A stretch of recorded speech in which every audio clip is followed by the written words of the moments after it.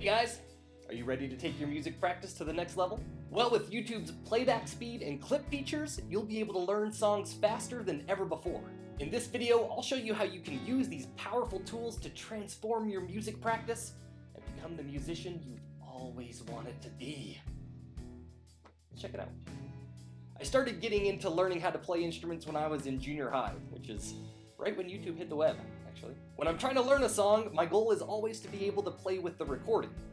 So if I wanted to do that, back then, I would have to play along with a metronome until I felt like I could play it at full speed. Then I'd try it with the recording, which would be fun, until I'd realize I actually still couldn't do that. So then it would be back to the metronome, and it was, just not as fun. All I wanted to do was just play along with the song, close my eyes, pretend I was in the band. But no, I had to play along with the metronome. It was dumb. However, a lot has changed since then. Kids these days don't realize how good they have it. There are so many new and free tools that a developing musician can use to make the learning process a little more interesting and a lot more fun. Seriously, if I had all of these tools back when I was in junior high trying to learn instruments, I'd be like 100 times better than I am now. I kind of feel cheated. But the number one thing I wish I had back when I was in junior high trying to learn instruments was YouTube's playback speed and clip features. Oh man, it has been such a game changer as a musician and as a music teacher. The clip feature allows you to pick a section of a YouTube video and continuously loop through that clip. And then the playback speed feature allows you to adjust the speed of the clip, either faster or, in our case, slower. It's perfect for learning whole songs and practicing small, tricky sections of them. You get all the benefits of using a metronome, being able to start at a comfortable speed and gradually work your way up to full speed, but it's not boring and it won't make you insane. So let me show you how to use these features and how I would use them to practice.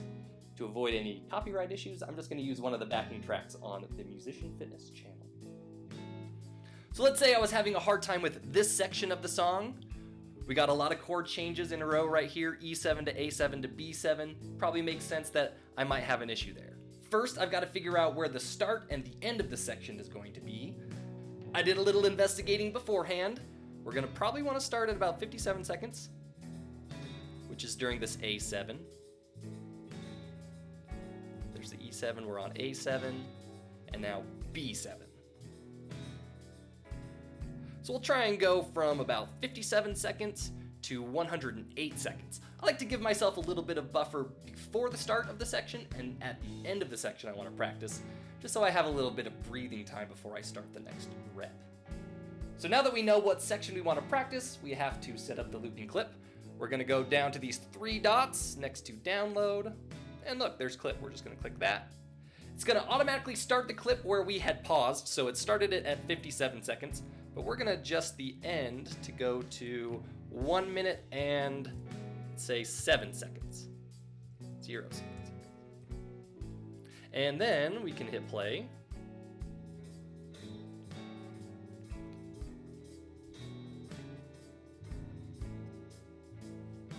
And it'll just sit and loop through it. Sweet. Now you can just keep running through those chords over and over and over again, and you don't have to keep resetting it or stopping. You can just stay focused and let it reset by itself, which is nice. Technically, you don't have to figure out where the section is first. You could select the clip option and then come in here and figure out where you want the clip to be, or you can use these sliders over here. I just decided it was easier to figure it out first. So that's nice, being able to loop through the song without having to stop and reset things. Cool. But what makes it a real game changer is the playback speed. So let's check that out. You can go over to this little gear icon, and there's the playback speed. If we go up to custom, then we have this little slider that allows us to go to 50% or 55% or 60%, 65. It's very incremental, which is perfect for us because we just need to find a speed where you can play it comfortably, usually about half speed, and then just over the course of a couple weeks, gradually getting up to full speed. That is the key to learning songs. There's always a speed where you can play the song. It might be really, really slow, but you can play it there. And once you find that speed, then it's just a pretty straightforward process of every few days just bumping it up a notch. And you just have to be patient, and it's a grind, but it's relatively straightforward. One thing I've noticed, which is kind of weird, is that the only way you can get this custom feature with the slider is by using a computer on a web browser. If you try to do it on your phone, either through the YouTube app or even just on the browser on your phone, you don't get that slider. The only options you get are these: normal, 75%, 50%, and going from 50% to 75% is just too big of a gap. Same with 75 to normal. That's just not very helpful. 50% doesn't even sound that good. It's almost too distorted. So I usually start at about 60% with my students, and then we try and work our way up to normal speed. So let me show you how I would use this as a tool to help me practice. Like I said, a lot of songs get distorted below 60%, so that's a good starting point. I'm gonna start at 75% for the sake of time. This song is in a bit of a weird time signature. I'm only gonna do 2 strums per chord. So, just like our chord change exercises, I'm gonna start off by doing 1 strum per chord, try and work my way up to full speed, then go back and try and do 2 strums per chord. So it'd be like this: E7, A7, oops, A7, B7, and it just started over. E7, now I'm going to A7, and now I'm going to B7, and that went well, so I'm gonna stop. I'm gonna go over to here, playback, custom, go over to 75, hit play, E7, A7, B7, and then let's say I did that a bunch of times, that felt good. I'm gonna go over to playback speed, custom, go up to 80, and you get the idea. I would do that up to normal speed, then go back to about 60, then try and do 2 strums, and just try and fill in the gaps. Try and give yourself a lot of time to go from one chord to the next and start to shrink the gap between the chords by changing the tempo and adding more strums at the end. And there you go.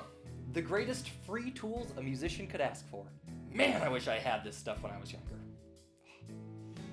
I know there are a few other apps that will do this kind of thing as well. Some of them will even change the pitch of the song if you need to change keys for some reason. But figured since you were already on YouTube anyway, you might want to know about these features. You could also use this feature to help you with the different exercises on this channel.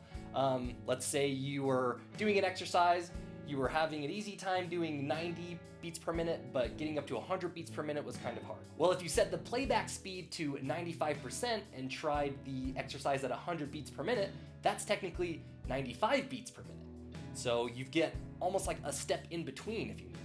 Or if you wanted a step between 100 and 110, you would set the video at 110 beats per minute, but the playback speed at 95%, and then you've got about 105 beats per minute. So this is a great way of making things even more gradual if you need it, because that's the key. Finding the speed that you're able to do it comfortably and making it as gradual as you can to get up to full speed. Well, I think that does it for this video.